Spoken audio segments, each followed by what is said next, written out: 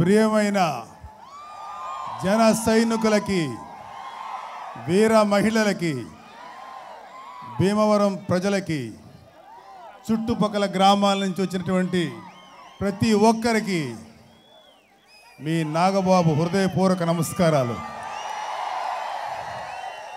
జై జనసేన, జై జనసేన, జై జనసేన. మన నాయకుడు, మా తమ్ముడు ఇప్పుడే కొన్ని కారణాల వల్ల అర్జెంటుగా వెళ్ళాల్సి వచ్చింది. నేనేమో నర్సాపురంలో నామినేషన్ వేసి రావడానికి కొంచెం టైం పట్టింది. చాలా థ్యాంక్స్.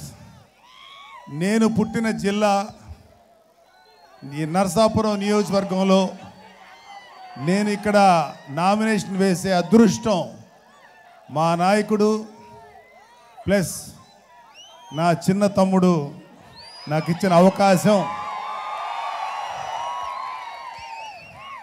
ఈ సందర్భంగా మీ అందరికీ చెప్పాల్సిన విషయం ఏంటంటే,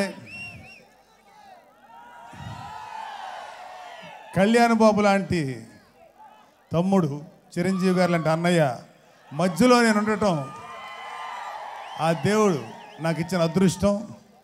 మీలాంటి అభిమానులు ఇచ్చినందుకు వాళ్ళే ముఖ్యులు. మీలాంటి అభిమానులు రావడానికి చాలా థ్యాంక్స్ యూ. ఎప్పుడు ఈ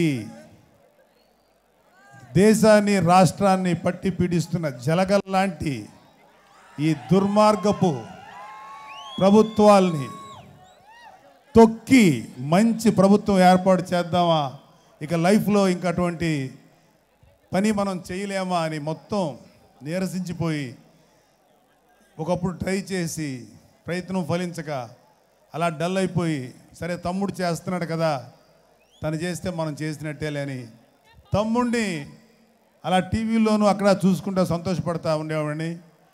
ఇండైరెక్ట్గా ఒక జనసేన అభిమానిగా నా తమ్ముడి యొక్క పార్టీకి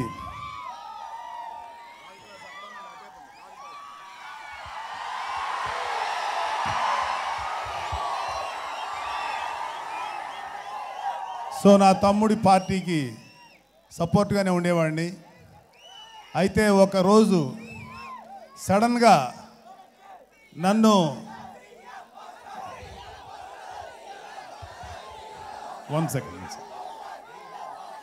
ఒకసారి సడన్గా ఒకరోజు నైట్ వచ్చి, నిన్ను నేను భీమవరం నర్సాపురం ఎంపీ నియోజకవర్గం అభ్యర్థిగా నిన్ను నియమిస్తున్నాను, నువ్వు పోటీ చేయాలి అని నా తమ్ముడు చెప్పినప్పుడు, అక్కడికి వచ్చేటప్పటికి జనసేన వరకు వచ్చేటప్పటికి అతను నా తమ్ముడు కాదు, మీ అందరిలాగే నాకు కూడా నాయకుడు చెప్పిన మాటని ఒక సుగ్రీవాజ్ఞలాగా శిరసావహించి నేను మీ ముందుకు వచ్చాను.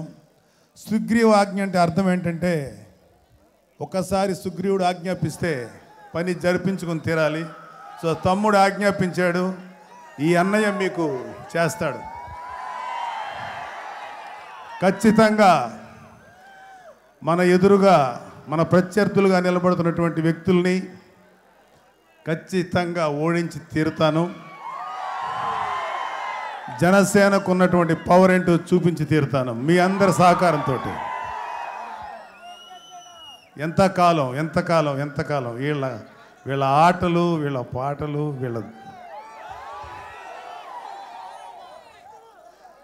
మీరు ఒకసారి గమనించారంటే, క్రిమినల్స్ అందరూ ఒక పార్టీలోకి, మాఫియా అందరూ ఒక పార్టీలోకి, మంచి వాళ్ళందరూ ఒక పార్టీలోకి వచ్చారు.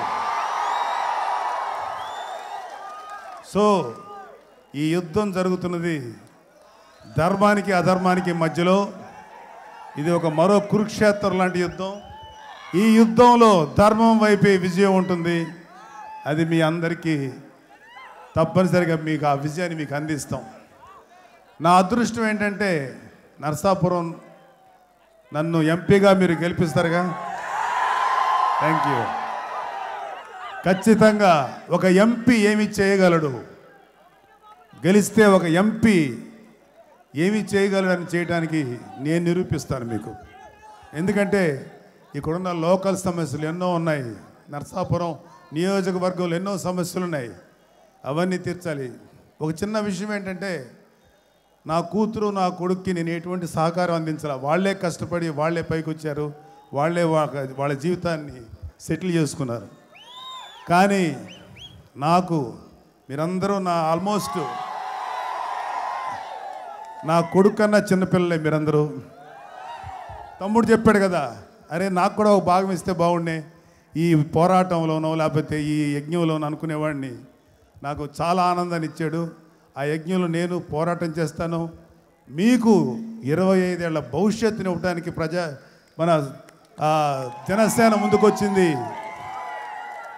ఖచ్చితంగా తమ్ముడి ఆశయాలకు అనుగుణంగా జనసేన మీ అందరికీ 25 సంవత్సరాల భవిష్యత్తునిస్తుంది. కానీ మరేమి ఆశ మరి మధ్యలో ఇలాంటి తాయిలాలు లాంటివి ఏమి అనవసరం ఇవ్వదు. ఖచ్చితంగా ఇలాంటి అవినీతి ప్రభుత్వాలని, ఇలాంటి క్రిమినల్ రాజకీయాలను ఎదుర్కొందాం. నర్సాపురం, భీమవరం, మిగతా అన్ని నియోజకవర్గాలన్నీ కూడా మంచినే గెలిపిస్తాయని మనస్ఫూర్తిగా నమ్ముతున్నాను. Thank you my dear friends. Love you.